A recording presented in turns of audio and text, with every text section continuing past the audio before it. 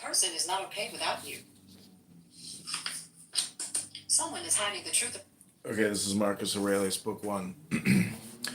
From my grandfather, Verus, I learned good morals and the government of my temper. From the reputation and remembrance of my father, modesty and a manly character. From my mother, piety and beneficence,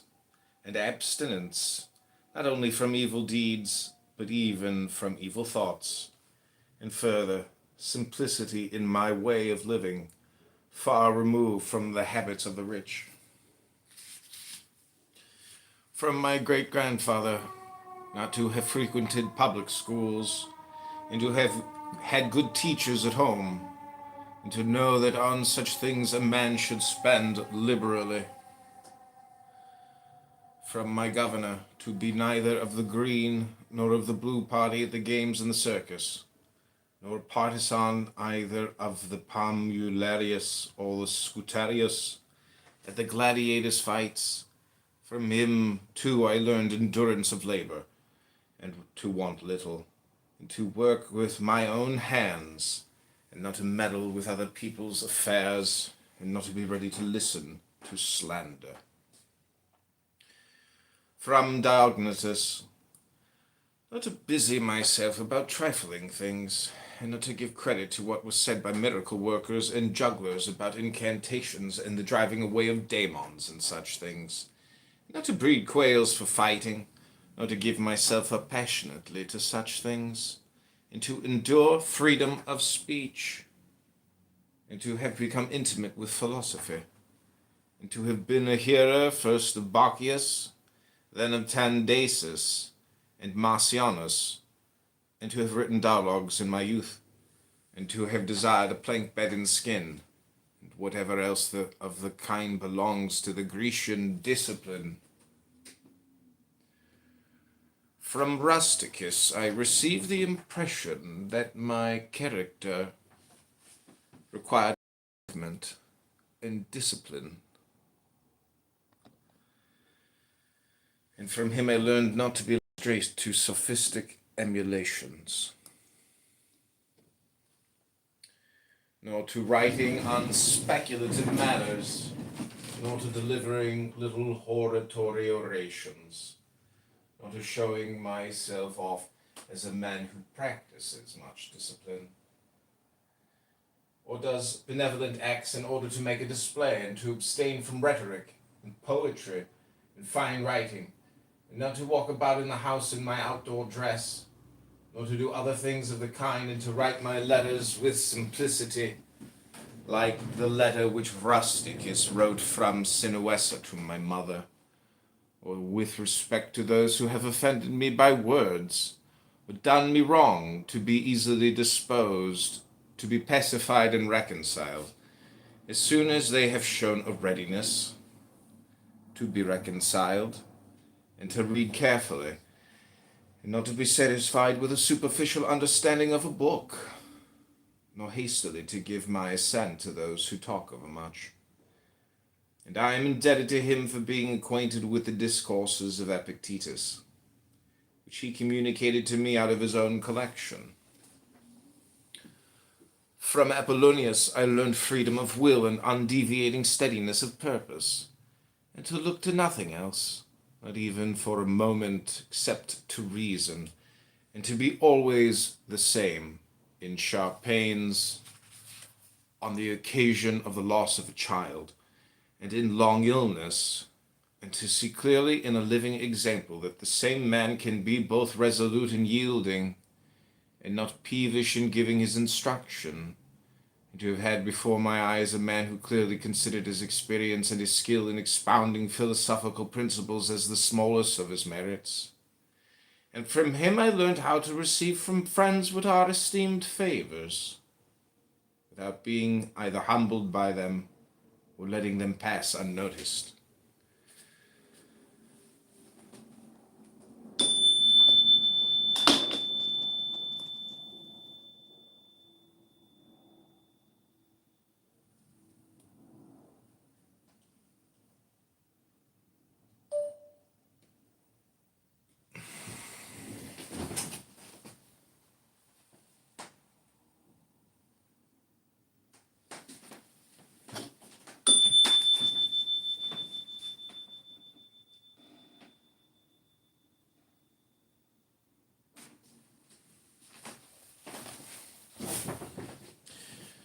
From Sextus, benevolent disposition and the example of a family governed in a fatherly manner, and the idea of living conformably to nature, gravity without affectation, and to look carefully after the interests of friends, and to tolerate ignorant persons, and those who form opinions without consideration. He had the power of readily accommodating himself to all, so that intercourse with him was more agreeable than any flattery, and at the same time he was most highly venerated by those who associated with him. and he had the faculty both of discovering and ordering, in an intelligent and methodical way, the principles necessary for life, and he never showed anger or any other passion, but was entirely free from passion, and also most affectionate, and he could express approbation without noisy display, and he possessed much knowledge without ostentation. From Alexander the Grammarian, to refrain from fault-finding, and not in a reproachful way to chide those who uttered any barbarous or solecistic or strange-sounding expression, but dexterously to introduce the very expression which ought to have been used, and in the way of answer or giving confirmation, joining in an inquiry about the thing itself, not about the word, or by some other fit suggestion. From Fronto, I learned to observe what envy and duplicity and hypocrisy are in a tyrant, and that generally those among us who are called patricians are rather deficient in paternal affection. From Alexander the Platonic, not frequently nor without necessity to say to anyone, or to write in a letter that I have no leisure, nor continually to excuse the neglect of duties required by our relation to those with whom we live, by alleging urgent occupations. From Catullus, not to be indifferent when a friend finds fault, even if he should find fault without reason, but to try to restore him to his usual disposition, and to be ready to speak well of teachers, as it is reported of Domitius and Athenodotus, and to love my children truly. From my brother Severus, to love my kin, and to love truth, and to love justice, and through him I learned to know Thracia, Helvidius, Cato, Dion, Brutus, and from him I received the idea of a polity, in which there is the same law for all, a polity administered with regard to equal rights, and freedom of speech, and the idea of a kingly government, which respects most of all the freedom of the governed. I learned from him also consistency, and undeviating steadiness in my regard for philosophy, and a disposition to do good, and to give to others readily, and to cherish good hopes, and to believe that I am loved by my friends, and in him I observed no concealment of his opinions with respect to those whom he condemned, and that his friends had no need to conjecture what he wished or did not wish, but it was quite plain. From Maximus I learned self-government, and not to be led aside by anything, and cheerfulness in all circumstances, as well as in illness, and a just admixture in the moral character of sweetness and dignity, and to do what was set before me without complaining. I observed that everybody believed that he thought as he spoke, that in all that he did he never had any bad intention, and he never showed amazement and surprise, and was never in a hurry, and never put off doing a thing, nor was perplexed, nor dejected, nor did he ever laugh to disguise his vexation. Nor, on the other hand, was he ever passionate or suspicious. He was accustomed to do acts of beneficence, and was ready to forgive. He was free from all falsehood, and he presented the appearance of a man who could not be diverted from right rather than of a man who had been improved. I observed, too, that no man could ever think he was despised by Maximus, or ever venture to think himself a better man. He had also the art of being humorous in an agreeable way. In my father I observed mildness of temper, and unchangeable resolution in the things which he had determined after due deliberation, and no vainglory in those things which men call honors, and a love of labor and perseverance, and a readiness to listen to those who had anything to propose for the common weal, and undeviating firmness in giving to every man according to his deserts, and a knowledge derived from experience of the occasions for vigorous action and for remission. And I observed that he had overcome all passion for boys, that he considered himself no more than any other citizen, and he released his friends from all obligation to sup with him or to attend him of necessity when he went abroad, and those who had failed to accompany him, by reason of any urgent circumstances, also found him the same. I observed, too, his habit of careful inquiry in all matters of deliberation, and his persistency, and that he never stopped his investigation, through being satisfied with appearances which first present themselves, and that his disposition was to keep his friends, and not to be soon tired of them, nor yet to be extravagant in his affection, and to be satisfied on all occasions and cheerful, and to foresee things a long way off, and to provide for the smallest, without display, and to check immediately popular applause and all flattery, and to be ever watchful over the things which were necessary for the administration of the empire, and to be a good manager of the expenditure, patiently to endure the blame which he got for such conduct. And he was neither superstitious with respect to the gods,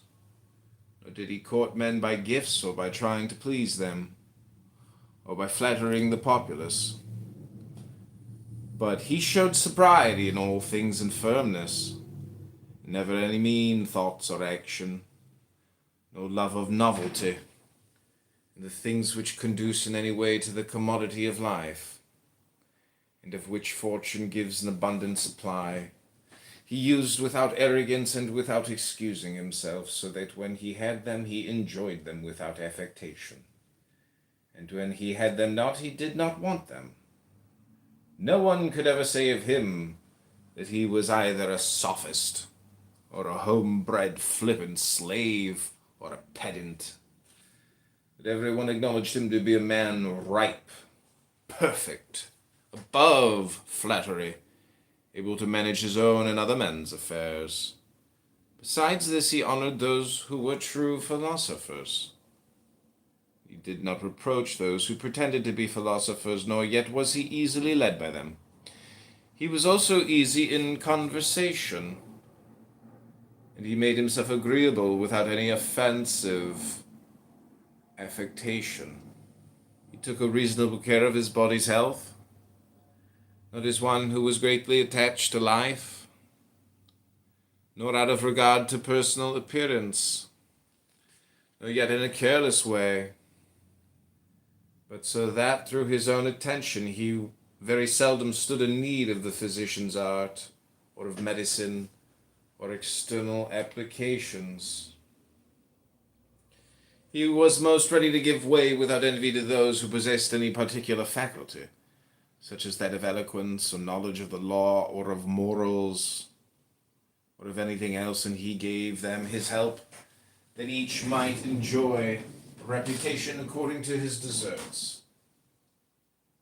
And he always acted conformably to the institutions of his country, without showing any affection of doing so. Further, he was not fond of change, nor unsteady, but he loved to stay in the same places, and to employ himself about the same things. And after his paroxysms of headache, he came immediately fresh and vigorous to his usual occupations. His secrets were not but very few, and very rare. These only about public matters. He showed prudence and economy,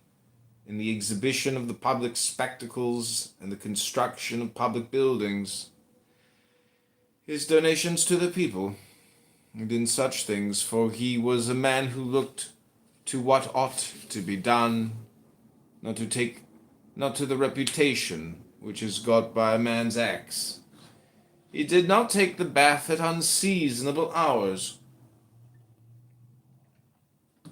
He was not fond of building houses, nor curious about what he ate, nor about the texture and color of his clothes, nor about the beauty of his slaves. His dress came from Lorium, his villa on the coast, from Lanuvium generally. We know how he behaved to the toll collector at Tusculum, who asked his pardon. Such was all his behavior. There was in him nothing harsh, nor implacable, nor violent, nor, as one may say, anything carried to the sweating point. But he examined all things severally, as if he had abundance of time, and without confusion, in an orderly way, vigorously and consistently, and that might be applied to him which is recorded of Socrates, that he was able both to abstain from, and to enjoy those things which many are too weak to abstain from, and cannot enjoy without excess, but to be strong enough both to bear the one, and to be sober in the other, is the mark of a man who has a perfect and invincible soul, such as he showed in the illness of Maximus. To the gods I am indebted for having good grandfathers, good parents, a good sister, and friends, nearly everything good. Further, I owe it to the gods that I am not hurried into any offense against any of them, though I had a disposition which, if opportunity had offered, might have led me to do something of this kind. But through their favor, there never was such an occurrence. There was never such a concurrence of circumstances as put me to the trial further. I am thankful to the gods that I was not longer brought up with my grandfather's concubine, and that I preserved the flower of my youth, and that I did not make proof of my virility before the proper season, but even deferred the time that I was subjected to a ruler and a father who was able to take away all pride from me, and to bring me to the knowledge that it is possible for a man to live in a palace without wanting either guards or embroidered dresses, or torches and statues, and such like show, but that it is in such a man's power to bring himself very near to the fashion of a private person, without being for this reason either meaner or in thought, or more remiss in action with respect to the things which must be done for the public interest in a manner that befits a ruler. I thank the gods for giving me such a brother, who was able by his moral character to rouse me to vigilance over myself, and who at the same time pleased me by his respect and affection, that my children have not been stupid nor deformed in body, that I did not make more proficiency in rhetoric, poetry, and the other studies in which I should perhaps have been completely engaged, if I had seen that I was making progress in them, that I made haste to place those who brought me up in the station of honor, which they seemed to desire, without putting them off with hope of my doing it some time after, because they were then still young, that I knew Apollonius, Rusticus, Maximus, that I received clear and frequent impressions about living according to nature. And what kind of a life that is, so that so far as depended on the gods, and the gifts and help, and inspirations, nothing hindered me from forthwith living according to nature.